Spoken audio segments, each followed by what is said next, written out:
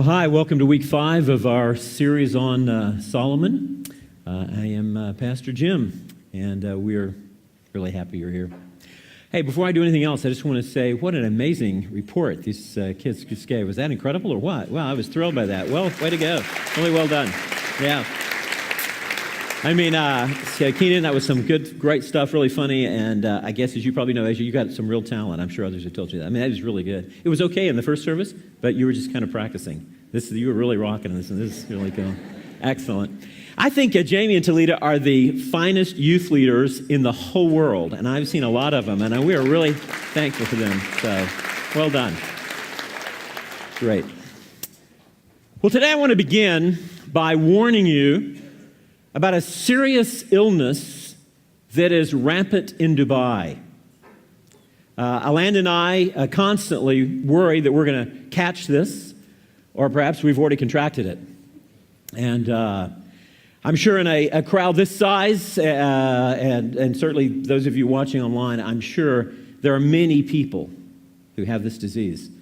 Some of you may just be carriers, meaning you're not showing the outward symptoms, but you're passing it on to others, because this is a highly contagious disease.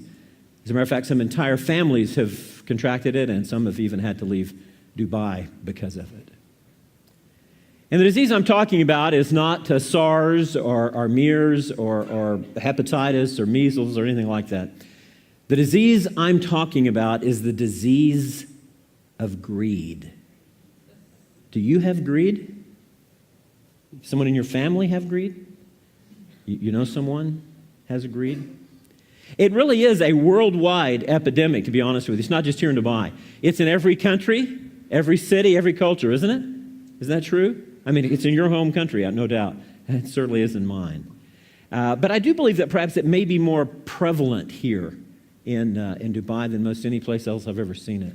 I think with all of our, platinum this and gold that and VIP here and, buy the latest and the newest and, the exotic cars. How about that? I mean, every time I drive, I just am blown away by these cars that just cost literally hundreds and hundreds of thousands of dirhams. I just can't believe it. And the thing that really got me, I think, when I came the first time, when I first hadn't been here long, and I realized that they auctioned, for hundreds of thousands of dirhams, they auctioned off license plates. Can you get over that? I mean, I saw recently someone paid 100,000 dirhams for a particular number. I mean, I guess now Pastor Warwick can park wherever he wants, but still, that seems a little out of hand, huh? Don't you think? I mean, 100,000 dirhams, Warwick, come on, give me a break. At any rate, I jest, but this is really no laughing matter. It really isn't. What are the symptoms of the disease of greed? It's this: love of money. Do you love money? Do you crave it? The desire to be rich if you're not rich. How about a lust for things? What does greed look like? Well, let me show you a couple of pictures I came across the internet. Maybe you'll recognize something that reminds you of yourself. Huh? Does that ring a bell? How about this one? Saw a guy in an elevator do justice the other day. I thought, wow, that's really weird. This is really what it looks like. We dress it up. We call it by fancy names, like consumerism and marketing and all this stuff, but this is really what it looks like. How about this little guy? Don't you love this? Got all the cookies there in one big pile. Huh? Anybody here see this when they look in the mirror? This is terrible, isn't it? You got so much stuff they can't even get it in their house. They have to cram it in their garage. That's just pitiful. That's what that is. And it starts real early, doesn't it? In a lot of us. This little girl's got the look already. Don't touch my dollies. They're all mine. We try to hide it, but in reality, it's as though it were literally written on our face. It's so prevalent. It's so predominant in us. And even though we may laugh when we think about it, in reality, the truth is greed will destroy us. That's what the Bible says. It will destroy our marriages, it will destroy our children, destroy our relationships, it will destroy our health, our minds, it will even destroy our own souls. I guess that's why, realizing that it's such a pandemic among humanity throughout all time, Jesus warned us about it so often in the New Testament. It was one of the main things that he cautioned us against. For example, in Luke chapter 12, look what Jesus says. Jesus said to them all, beware and be on your guard. Interesting two words here. The word beware, phulasso. It's a word which is a military term. It literally means to be on sentry duty, to be on guard duty because you're in battle. So it's this great sense of intensity. And then he uses this other word, a Greek word, which means, it's translated here as be on your guard, but it literally means to stare at something, not to take your eyes off. It's kind of the idea that you're backing away from like a rattlesnake and, you're watching it closely for what it's going to do. And whenever Jesus wanted to emphasize something, you do that in Greek, since there was no punctuation in Koine Greek. You repeated yourself. You emphasized it by repetition. Jesus is saying, beware and don't take your eyes off this thing. That's how dangerous it is. Guard against every form of greed. How many forms of greed are there? Have you ever thought about that? And there's just greed, just plain old greed, I guess.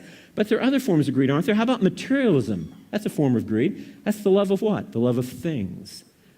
The riches is another form. That's what the Bible calls it. That means the love of money. There's, of course, coveting. That's the love of what?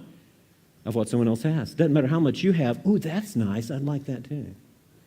There's, let's see, what other forms are there? There's gambling. That's the love of risk. There's get rich quick. That's the love of getting that which you did not earn. There's the greed that's a form of, it's called hoarding, which is the love of having what others do not and feeling like I got it all. There are many, many forms of greed. What kind do you suffer from? Jesus said, be careful about every form of greed, because not even when one has an abundance does his life consist of possessions. And then Jesus tells, as always, this great story. It's one you may have heard before, but it bears listening to again. Jesus said, once upon a time there was a rich man who had a land which bore him many good crops. I mean, he was just a bumper crop. And so what did the man do? Jesus said, the man said to himself, what shall I do with these crops? Because I have no place to put them, my crops. I know what I shall do. I shall tear down my barns, and I shall build bigger ones. And I shall take my crops, and I will put them in my barns. And then I will say to myself, relax. You have much laid up for many years. Sit back, eat, drink, and be merry. Now, I don't know if you picked it up on that, but in those three verses 17, 18, and 19 of Luke 12, Jesus used I or my 11 times in three verses. 11 times. I, my, I. He's making a point, wasn't he? I mean, it sounds just as silly in Greek as it does in English. But Jesus is like, Jesus, can you be a little more obvious? Well, what's the point? Greed is all about who? Number one. It's all about what I want, what I'm interested in, what I like, what pleases me. I want everything that I want, and I want it now. And so how did he conclude the story? But God said to the farmer, to the man with the crops, you fool, this night your soul is required of you, and the things you've prepared, whose will they be? So is everyone who lays up treasure for himself and is not rich towards God. Let me ask you a real serious question, talking about serious. Is your life in Dubai more about being rich toward God or about loving the things of earth? Which is it? Apparently, according to what Jesus says here, you can't do both. One or the other. He said in a couple of places, no one can serve two masters. Either you will love the one and hate the other, or vice versa. Either you will love God or you will love money. You can't love both. That's the disease of greed. So what do we do about it? Well, that's what we want to talk about this morning. And one good bit of news is that we have a perfect case study. I mean, we've got absolute poster child of wealth and greed, and his name is Solomon. King Solomon, if you haven't been with us the last few weeks, lived about 1,000 years before Christ. He was the greatest king by human measure that Israel ever had. But he had three great seeds of self-destruction. You know what they were? Number one were women. He married foreign wives in abundance. We're going to talk about that here in a few weeks. We've just mentioned it or alluded to it before. The problem was, of course, not marrying women from another country or culture or race. Nothing wrong with that. The problem was they were women who did not believe in the God of the Old Testament. And as a result, they brought their foreign religions with them, and it absolutely destroyed Jerusalem, Judea, and eventually Solomon actually split the country in two. Number two is wisdom. We saw last week, if you were here, Solomon he was given an opportunity to ask for anything he wanted. What did he ask for? He said, God, give me an understanding heart that I might rule your people the way you would. He was wanting God's wisdom, and so God gave it to him. As a matter of fact, he made him the wisest man in the whole world. People would come far and wide to hear his wisdom. We talked about some examples of it last week. But the amazing thing was, even though he accumulated all of this wisdom, he did not apply it to his own life. Isn't that sad? How many of us know a whole lot more than we're doing? Easy to condemn Solomon, but how many of us are just filled with all kinds of answers, yet our lives reflect all kinds of failure? And then last of all, wealth, the third thing, the third seed. He accumulated extravagant riches, became, some would say distracted, others would say consumed, but ultimately the problem was the riches revealed Solomon's heart, and his heart was divided. And the older he grew, it became darker. Matter of fact, have you ever seen this thing where they talk about the hearts of the kings of the first three kings of Israel? Have you ever seen this? It's a really cool little study. Let me show you what I'm talking about. The hearts of the first three kings were first Saul was the first king, and he did badly. Then he was replaced by David, completely different family, and then David's son, Solomon. And it's fascinating because it says in Proverbs 17, written by Solomon, I might say, the crucible for silver, the furnace for gold, but the Lord tests the heart. And King Saul, he had no heart for God. If you read 1 Samuel, when he was made king, he was like LeBron James. I mean, he was the LeBron James of the Hebrews back then. He was like head and shoulders, literally, that's what it says, head and shoulders taller than anyone else. I mean, he was buff, tough. I mean, he was like, we need a king. Whoa, look at that guy. He'd make a good king, you know. I'd follow him in battle, you know, that kind of thing. And so, but from the standpoint of his heart for God, it just wasn't there. And it wasn't, he had the opportunity. God even blessed him with the ability to prophesy with some of the prophets. He was right on the verge of making a good move towards God, and then he just backed away and went someplace else. King David, what did he have? He had a whole heart for God. It says that repeatedly in the Bible. The problem was he made some bad mistakes, and that's why his heart is splotchy. Got some real stains on it. The good news is that every time David made a mistake, he always repented of it and returned to God. Why? Because ultimately, his whole heart was the Lord's. And then finally, we have King Solomon, the one we're talking about today. What was his problem? He had a divided heart for God. By the way, it's a cool slide. By the way, thanks to Ruby on our church staff for putting that together. It's so cool looking. I almost hate to leave it and talk about anything else. I just want to look at it, admire it. I'm greedy about my slide. At any rate, you get the point. This is a tragic thing that happened in Solomon's life. He started out so well. Yet he ended up so badly. Why? Because he didn't love God with all his heart. Let me ask you a question. Where's your heart? I once heard it said that every person in the world can be divided into these three categories in their relationship to God. Either they have no heart, a divided heart, or a whole heart. Question is, where is your heart? So what are we going to do today? Well, we're going to talk about three things. Solomon's great wealth, how his wealth affected them, and finally, hopefully we'll get some help with this problem of greed and materialism. We'll talk about how we can be content in Dubai, which is the real antidote for the problem. Let's start by taking a look at Solomon's wealth. And here's the point we want to make here. Listen to this.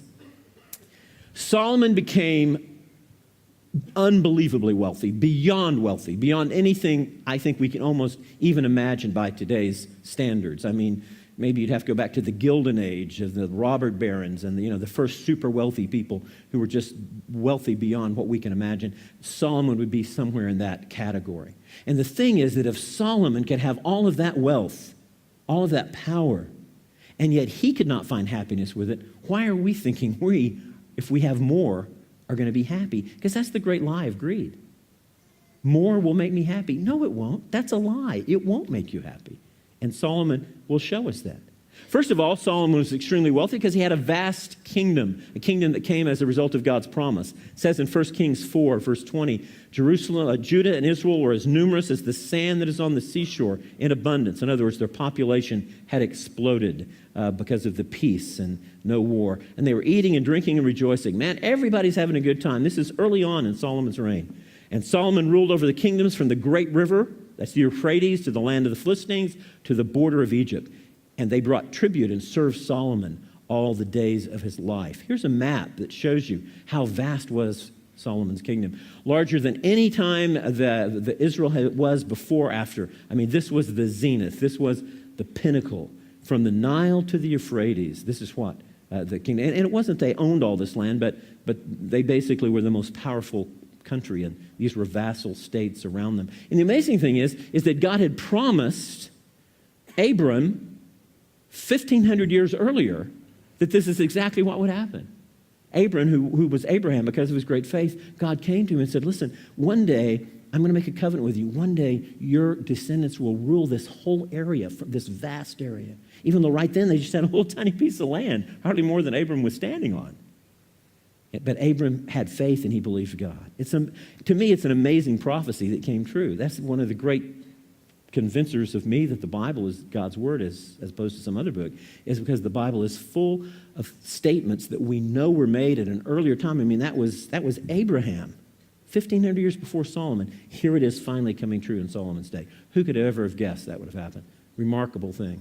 But it enabled Solomon to become super wealthy.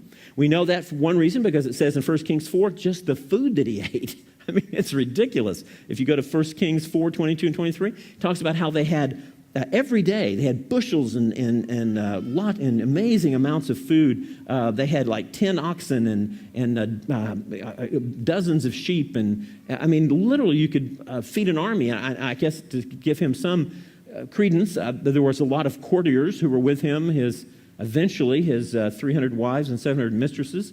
That's a lot of kids, you got to feed. And then you've got, army people and governors and other people and hangers-on and servants and all that. That's a lot of food. Still, if you compare what you read in 1 Kings 4 about all the food they ate, and it goes on for quite a long ways, to what other kings of his day were doing, Solomon was way beyond them. Not only that, but he had other resources. He had thousands of horses and a fleet of ships which sailed vast distances in order to bring riches back. One particular trip, they brought back the equivalent of like $23 million in gold. Absolutely, almost $1 billion in gold. Now, notice what it says about his horses. Now, Solomon gathered chariots and horsemen, and he had 1,400 chariots and 12,000 horsemen. Just stop and think about that for a minute. I mean, most chariots took 3 horses to pull. So that's another, 3 times 4. That's another 4,000 horses. 4,000, 12,000, each of those are cavalrymen has a horse. That's 16,000 horses Solomon had. That's a lot of horses. I mean, that's more than His Highness Sheikh Mohammed has. I mean, come on. You're talking wealth now. I think I heard sometime I was on a tour of the stables, and I think the guy there said they think that Sheikh Mohammed has about 1,000 horses. And he's pretty well off, Sheikh Mohammed is. This guy, way beyond that. Incredible how much he had.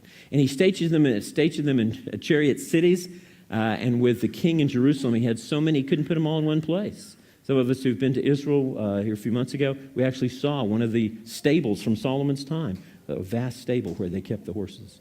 And Solomon's import of horses was from Egypt and Q. You know where Q is? It's in modern-day Turkey. At that time was the Hittite Empire.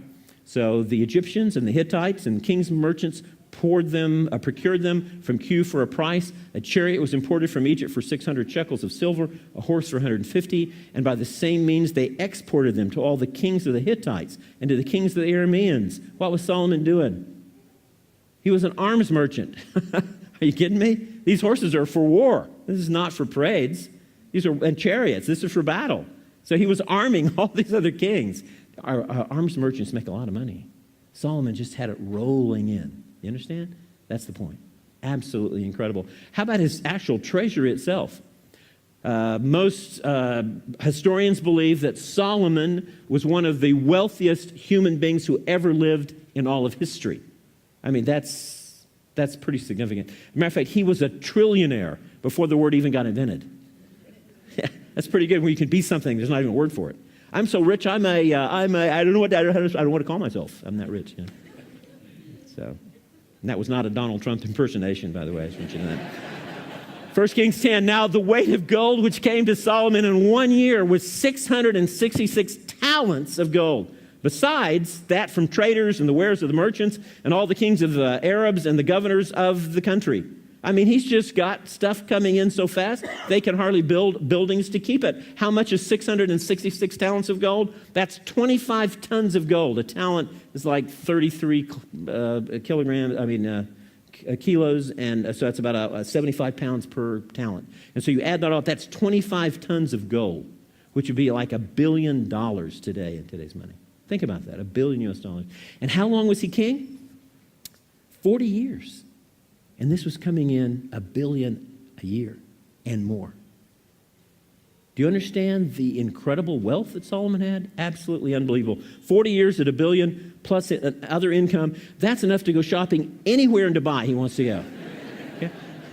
I mean, you know what I hate? I hate when I go to the mall, like the Mall of the Emirates, and I'll be walking along and I see those stores with the doors closed, and they got the guy that's kind of guarding them, at the door, and he's looking at you like, you don't belong in here. Go on by. No, I mean, he just looks you over, just like, no, go down to Carrefour. No, next. I mean, that really, I've told Alanda, I just want to go get a tuxedo on and get her like really dressed to the nines and just, go walk in, excuse us, we're coming in, and go, you just pick the stuff up and go, is this all you have? Man, come on, honey, let's go see if we can find a nicer store. And I just want to do that one time, just to kind of get back. I'm that kind of guy. See, this is the struggles I have, okay? You know who I am. Anyway, Solomon could have shopped in any store he wanted. They'd have opened the store for Solomon, all right, in the middle of the night. This is who Solomon was. Incredible wealth beyond anything I think most of us can even picture or imagine. Now, how did Solomon's wealth affect him? That's the question. And I'll be honest with you, and of course there are Bible students who conclude that there's, maybe we shouldn't go here, but I believe that there's enough evidence to say what we're saying today is that Solomon's wealth affected him badly. And even though there's no verse that specifically says it, there's a lot of things in the Old Testament that we just read about that just happen and God doesn't necessarily evaluate, but we can tell, what's being said. And so I believe that we have proof in the scriptures that Solomon's wealth contributed to the self-destruction of his life. So let me show you what I mean that. First of all, Solomon had excessive spending. I mean, shields of gold and ivory and a gold throne. Let me show you what I'm talking about. 2 Chronicles 9 says, and King Solomon made 200 large seals of beaten gold, using 600 shekels of beaten gold for each shield. You know what he's talking about? He's talking about large shield. It's a shield that you took into battle, which was as tall as a man. And that's made of solid gold. Now, you couldn't carry a shield like that in battle. It would be way too heavy. This is just decoration. He's spending money on wall decorations. Can you believe this? And then he made 300 shields of beaten gold, using 300 shekels of gold on each shield. That would be a smaller, round shield. And what did he do? And the king put them in the house of the forest of Lebanon. He just put them on the walls of this place. You estimate, you figure that up, you know what that is? That's about 12 tons of gold on the wall, just to decorate the place. I hope none of you have that on your place, okay? If you do, I'm coming over and getting something. Moreover, the king made a great throne of ivory. I mean, that alone, to make a throne out of ivory, you can imagine how much ivory it took. And then he overlaid it with pure gold. Oh, give me a break. There were 6 steps to the throne and a footstool in gold attached to the throne, and the arms of each side of the seat, and 2 lions standing beside them, all gold. 12 lions were standing there on 6 steps on one side and on the other. Nothing like it was made for any other kingdom, I guess not. I mean, what did it look like? Well, there's a famous painting by Sir Edwin Poynter, the great English painter, and it's called, it's when the Queen of Sheba comes to visit Solomon, which we're going to talk about in a couple of weeks. You don't want to miss that. But here's the Queen of Sheba. She's arriving, and here is Poynter, who actually used Kings, what we just read, as a guide. Here he painted this incredible throne. See, here's the solid gold lions here, and then back here, there is a throne made of pure ivory overlaid with gold. Absolutely unbelievable. And the reason I especially wanted to show you this is I wanted to show you this picture. You know what this is? This is a throne made of ivory also from the Phoenician Empire, not far from where Solomon was. And it dates to about the same period, about the 8th century before Christ. As a matter of fact, it was actually written about in Phoenician literature. And it was admired as being so beautiful and exquisite. And yet look at it compared to Solomon's throne. Do you see the difference? Is somebody shopping at the expensive stores or not? I mean, this is beyond reason. It's extravagance beyond comprehension. And not only did he have it just to sit on, he ate off of it. Everything he ate off of was solid gold. And King Solomon's drinking vessels were gold, and the vessels in the house of the forest of Lebanon were pure gold. Silver was not even considered valuable. Solomon said, silver, get that out of here. That's what I want. That's trash. We'll use it for paving, later. Get it out of here. The king made silver as common as stones in Jerusalem. And he made cedars, those huge, massive cedar trees. You ever been to Lebanon and smelled the beautiful cedar forests? Oh, they just take your breath away. And some of them are just towering. He literally brought a lot of those big, huge trees back. And they were as plentiful as sycamore trees. Matter of fact, you see where it says there, the house of the forest of Lebanon? Have you ever heard of that before? You know what that is? According to 1 Kings 7, Solomon had so much money and so much time on his hand that not only did he build the temple, which took 7 years, not only did he build one of the biggest palaces in the ancient world, which took 13 years, he then built a third building, which we know very little about, and we really don't know what its purpose was. Bible scholars have argued about it for years, and he called it the house of the forest of Lebanon.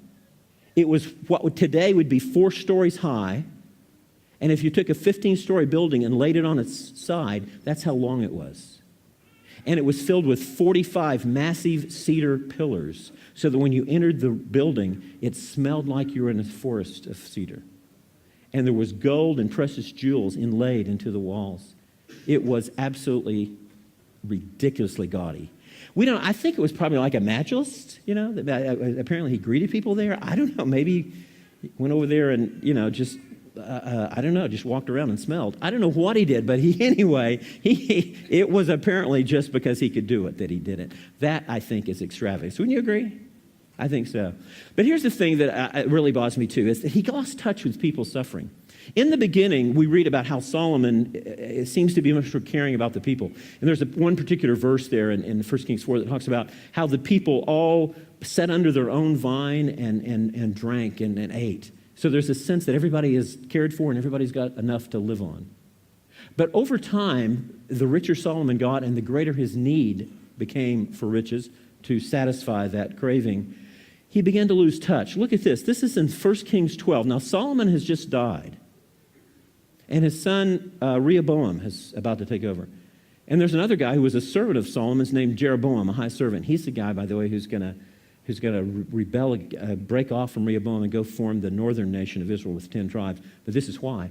And so they sent and called him, and Jeroboam and all the assembly of Israel came and spoke to Rehoboam, the guy who was Solomon's son, saying, your father made our yoke hard. Now, therefore, lighten the hard service of your father and his heavy yoke, which he put on us, and we will serve you. So what's he saying? They're saying, listen, we had it tough under your dad. There were heavy taxes. We paid so much. It's time for lightening the load a little bit. Unfortunately, Rehoboam is going to follow in the footsteps of his father. He's going to say, you think Solomon taxed you? I'm going to tax you a lot more than he did. And that's what eventually caused the rebellion. What a heartbreaking thing Solomon did in that, to teach his son that that's the way a king should rule. Excessive, extravagant, uncaring.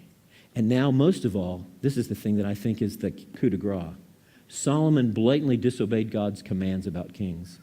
One of the things God had Moses do, again, 450 years before Solomon and David, was to write in the book of Deuteronomy a short passage that describes what kings could and couldn't do. Because even kings are supposed to be under the law of God. Notice what he wrote. When you enter the land, and the Lord your God gives you, and you possess it and live in it, and you say, I will set a king over me like all the nations who are around me. You shall surely set a king over you, whom the Lord your God chooses, one from among your countrymen. So there's 4 things that every king has to meet. One, he has to be a Hebrew, has to be from their countrymen. You shall set a king over you. You may not put a foreigner over yourselves who is not a countryman. Moreover, he shall not multiply horses for himself. Well, let's see. How many horses did Solomon have? I can't remember. Oh, yeah, he had a lot. Nor shall he cause the people to return to Egypt to multiply the horses. Where was it he was getting those horses? Do you remember? We talked about this a minute ago. Since the Lord has said to each of you, you shall never again return that way, never go back to Egypt. He shall not multiply wives for himself. Does that ring a bell?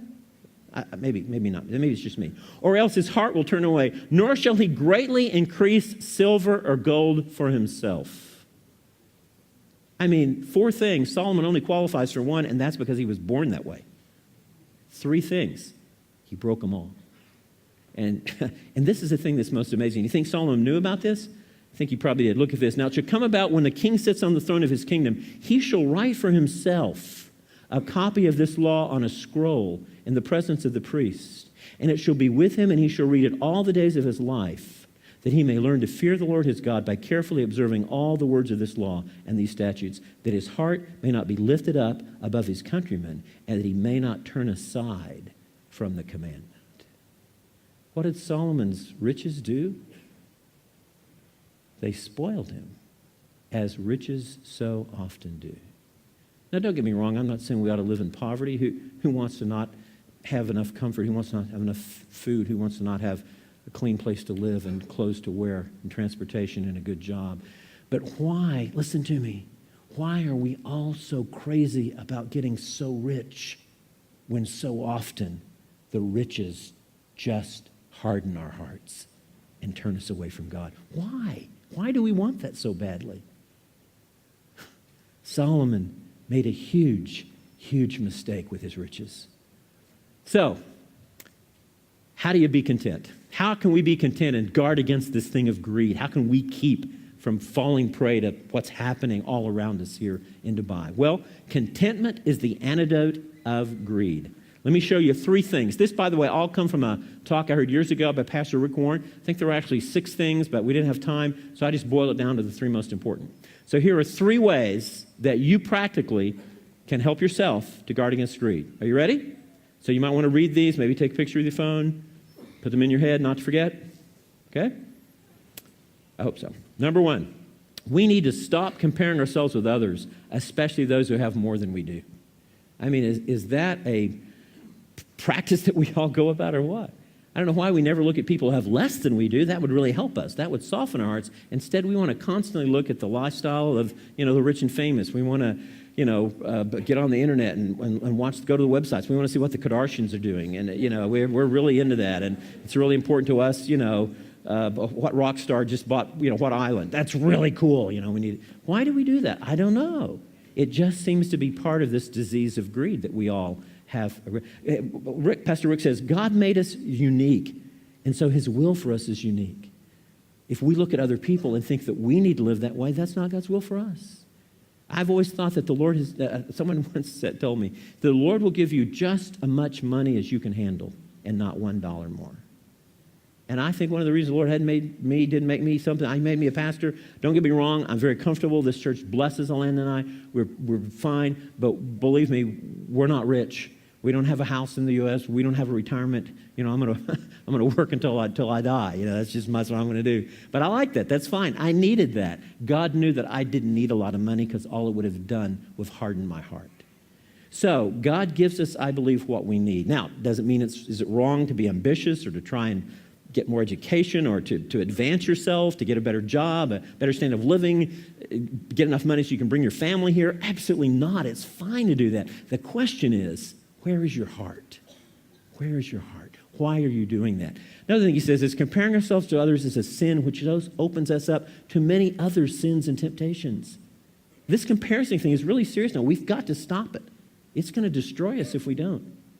Because we look and we lust and we crave, and then that affects how we think about life and how we live. Look what it says in 2 Corinthians 10. Paul's actually, this context, Paul's talking about the comparison of comparing he as an apostle to some other men, but it can be applied to what we're talking about. Not that we dare to classify or compare ourselves with some of those who are commending themselves, but when they measure themselves by one another and compare themselves with one another, they are without understanding. Comparing yourself to somebody can mess with your head so that you don't think straight. And that's exactly what we're talking about. Exodus 20, one of the 10 commandments. You shall not what? Covet your neighbor's house. You shall not what? Covet your neighbor's wife or anything else he has. Quit looking at what you don't have. Look at what you do have. Look at those who have less than you do, not at those who have more than you do. Simple way to break this disease of greed. A second thing, focus on enjoying what we have and who we are in Christ.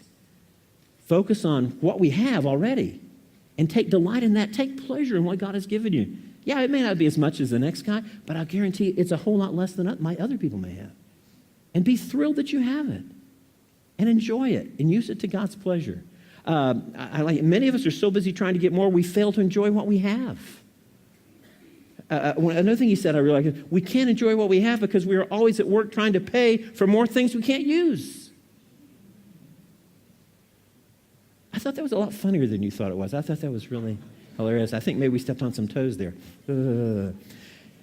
Listen, I realize we all have to work long hours in Dubai. That's just the way Dubai is. I mean, you can either that or you can lose your job. But the question is, what do you do with the money you earn? What do you do when you come home? How are you working to make sure that your life is not about possessions? It's not about getting rich. It's about doing something meaningful with your life. Being involved in serving and helping and serving God, working in the church, whatever the case may be. Look at this, 1 Timothy 6. Teach those who are rich in this world. Now stop just a minute. Who is Paul addressing this to? Well, he's clearly talking to the people who live in Emirates Hills. I mean, it's not me. I live in the Springs. It's not me. He's talking to those people who shop in those stores that I can't get in. That's exactly what he's talking about. I'm going to go by and watch them come out and go, hey, Paul's got some things to say to you that you can listen to. No, listen, he's talking to us. Did you know that? Every person in this room. Did you have something to eat today before you came? Or will you eat today? At least one meal? Well, then he's talking to you. Look at these statistics. These are saying, if you have any coins in your pocket right now, reach in your pocket. You have any coins in your pocket or in your pocketbook?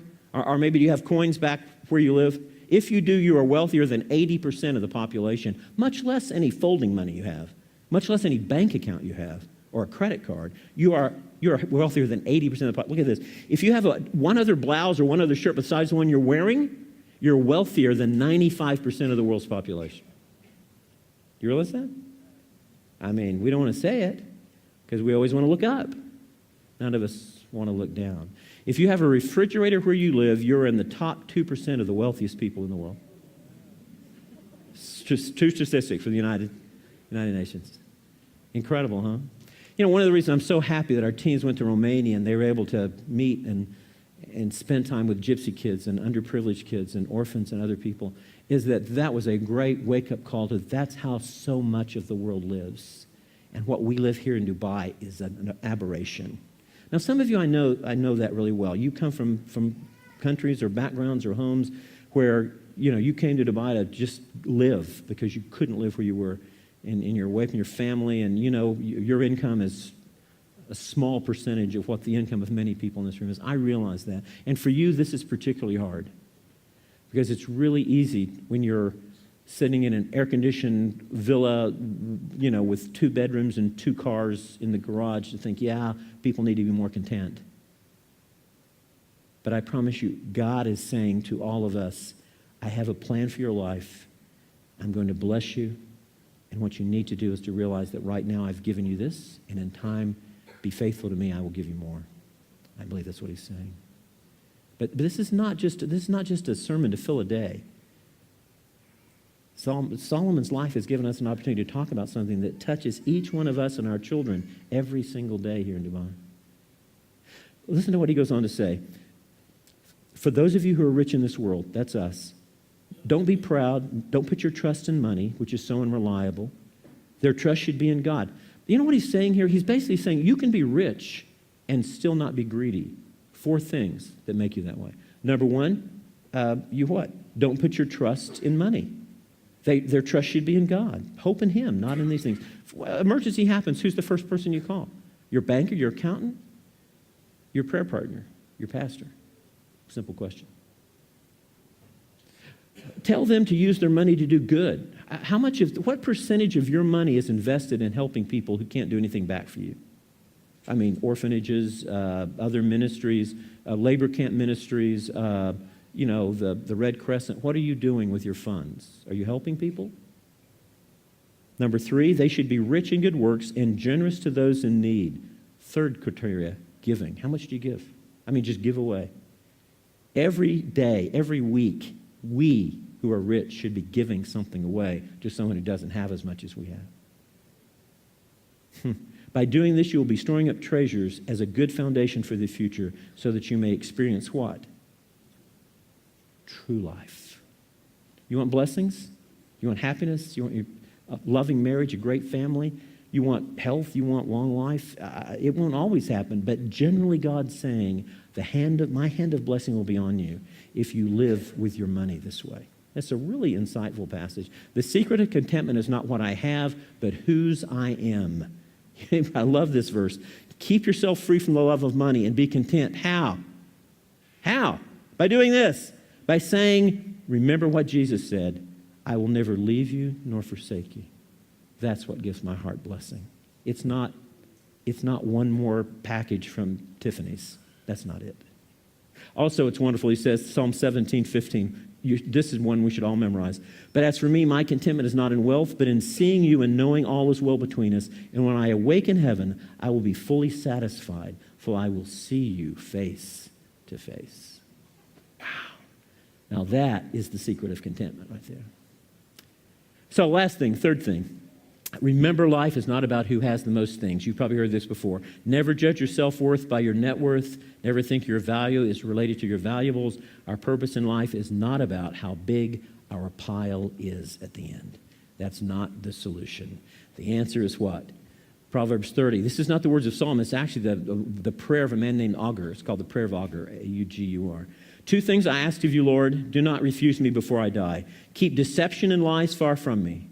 Give me neither poverty nor riches, but feed me on the food that is my portion, that I may be full, that I may not be full and deny you and say, who is the Lord? Or that I may not be in want and steal and profane the name of God. Isn't that a great prayer? That's a great prayer for Dubai. Give me just what you want me to have, Lord. Help me to be content with it, and help me not to be covetous or jealous of what others have. Help me to look at those who are in need below me and share generously what I have. That's a great, great prayer. You know, there's a famous story that the Russian writer Leo Tolstoy wrote. Let me share this with you and I'll be done. Tolstoy was an interesting writer, and he wrote this story that's entitled, How Much Land Does a Man Need? And it's a very simple story. It's the story of a peasant by the name of Poem. And Poem is a tenant farmer. He has no land, and he's working for a wealthy lady. And day after day, year after year, he's plowing her fields, and he comes home every night thinking the same thing. How I wish I had my own land. How I wish I had some land. If I only had a little piece of land, I would be happy. I would be content. And finally, one day, the lady dies, and some of her land is sold off. And so he takes everything that he and his wife have been able to save, and he goes and he purchased this tiny little piece of land for them to live on. Now, he's still plowing someone else's fields, but at least when he comes home at night, it's his hearth. It's his house.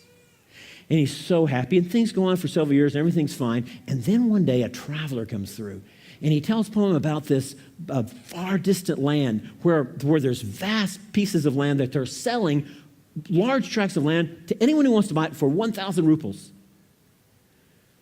So Poem talks to his wife. She says, no, we have enough here. We're content here. We're safe here. God has given us this. We should be happy. But Poem says, no, we need more. And finally, he decides, he tells her, we're going to sell what we have, everything we own. We're going to take our children, and we're going to journey to this far land to get this land. And so he does. And sure enough, when he gets there, here's the land agent, and he tells Poem, it's absolutely 1,000 rubles. You can have as much land as you want. Here's the way it's decided. You take a stake, and you drive it in the ground at sunrise. And then you can begin to walk. And you can walk as far as you want. And then you drive another stake. And when you have to come back, and you have to get back to the original stake before sunset, and all the distance that you have traveled in your walk is your land for 1,000 rubles. Whether you walk a short distance or a long distance, doesn't matter. 1,000 rubles, it's yours. Well, Poem knows he's in good shape. He's a fireman after all. You know, he's very fit. So he decides, I'm going to get plenty of land. So the day comes. He can't wait for the sun to break the horizon. He pounds the stake. Off he goes, and he begins to walk and walk and walk. But the problem is, he walks too far. And he keeps seeing good pieces of land. He doesn't want to stop. He sees streams and water. Finally, he realizes the sun's beginning to sink. He drives a stake, and he rushes to get back. And here's what Leo Tolstoy wrote. What shall I do? Poem thought again. I have grasped too much and ruined the whole affair. His shirt was soaked, his mouth parched, his breast was working like a blacksmith's bellows, heart beating like a hammer. Though afraid of death, he could not stop. After having run all the way, they will call me a fool if I stop now. Darkness was coming, but the men on the hill were higher. They could still see the sun, so they urged him on. With all his remaining strength, he rushed on, bending his body forward so that his legs would hardly follow fast enough to keep him from falling. And just as he reached the hill, suddenly it grew dark, and he rushed ahead, and he fell, and he reached the starting point with his hand. "Oh, that's a fine fellow," exclaimed the owner. "You have gained much land." And Pahom's friend came running up and tries to raise him, but then he saw that blood was flowing from Pahom's mouth because Pahom was dead. And he picked up the spade and he dug a grave that was long enough for Pahom to lie in, and he buried him in it. 6 feet from his head to his heels was all the land he needed. And then Tolstoy adds this, Proverbs 1. "So are the ways of everyone who is greedy for gain. It takes away the life of its owners." There's a prayer I'm going to pray. Maybe it would help you to pray too. Would you bow your heads with me? Dear God, I've been a fool and believed that having more would make me happier. I've been both busy trying to get more that I failed to enjoy what I already have and be thankful for it. You have given me so much: food to eat, clothes to wear, place to sleep. Forgive me for comparing myself to others. Forgive me for coveting. Help me to find my security and happiness in you. Deliver me from greed and materialism. Help me to be rich in doing good and to be generous. Lord, only by your strength can I do these things. Help make me a new person in Jesus. In his name, amen.